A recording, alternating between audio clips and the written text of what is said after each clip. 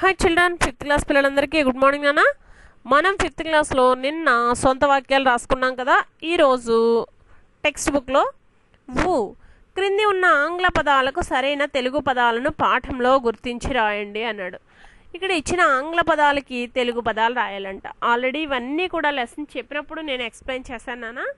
చూడండి, ఇక్కడ independence day, INDEPENDENCE independence, DAY day, independence day. స్వాతంత్ర్య దినం అంటే స్వాతంత్ర దినోత్సవం అని కూడా రాసుకోవచ్చు నాన్న. నెక్స్ట్ చూడండి, CHILDRENS children's, DAY day, children's day. బాలల దినోత్సవం, TEACHERS టీచర్స్ డే, ఉపాధ్యాయ దినోత్సవం. ASSISTANT assistant, PROFESSOR professor, assistant professor, సహాయ ఆచార్యుడు. నెక్స్ట్ చూసినట్లయితే పక్క పేజీలో ఉంది నాన్న.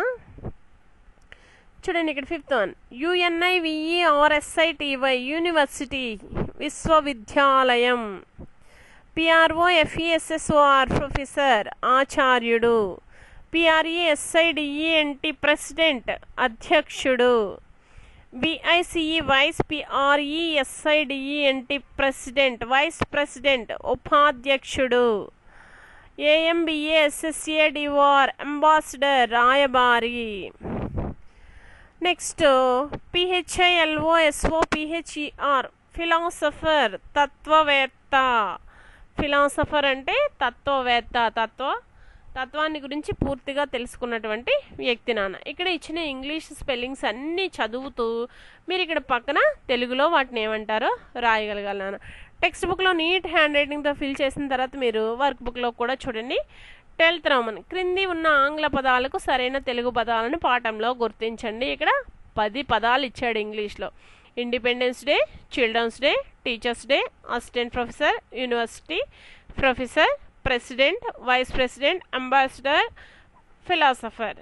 ఇవన్నీ కూడా మీరు చక్కగా చదువుతూ వాటికి సంబంధించిన ఇండిపెండెన్స్ డే స్వాతంత్ర దినోత్సవం, చిల్డ్రన్స్ డే బాలల దినోత్సవం, టీచర్స్ డే ఉపాధ్యాయ దినోత్సవం, అసిస్టెంట్ ప్రొఫెసర్ సహాయ ఆచార్యుడు, యూనివర్సిటీ విశ్వవిద్యాలయం, ప్రొఫెసర్ ఆచార్యుడు, ప్రెసిడెంట్ అధ్యక్షుడు, వైస్ ప్రెసిడెంట్ సహాయ అధ్యక్షుడు, అంబాసిడర్ రాయబారి, ఫిలాసఫర్ తత్వవేత్త.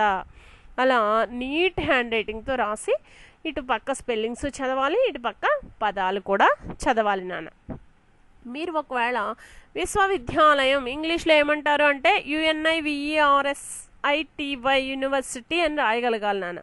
నెక్స్ట్ అధ్యక్షుడు ఇంగ్లీష్లో ఏమంటారు ప్రెసిడెంట్, PRESIDENT ప్రెసిడెంట్ అని రాయగలగాలి నాన్న. అలా తెలుగు ఇస్తే ఇంగ్లీష్ రాయాలి, ఇంగ్లీష్ ఇస్తే తెలుగు రాయాలి. అలా రాయడానికి సిద్ధంగా ఉండాలి అంటే మీరు ఈ 10 వర్డ్స్ ఇంగ్లీష్లో చదివి ఆ ఇంగ్లీష్ పదాలకి తెలుగులో ఏమంటారు అనేది ఇటు పక్క రాయాలి నాన్న. నీట్ హ్యాండ్ రైటింగ్తో రాసి టెక్స్ట్ బుక్ వర్క్ ఫిల్ చేసి నోట్బుక్లో కూడా నీట్ హ్యాండ్ రైటింగ్తో రాసి చూడకుండా రాయడానికి చెప్పడానికి వచ్చేలాగా చదువుతారనుకుంటూ ఈ వీడియోని ఎండ్ చేస్తున్నానమ్మా.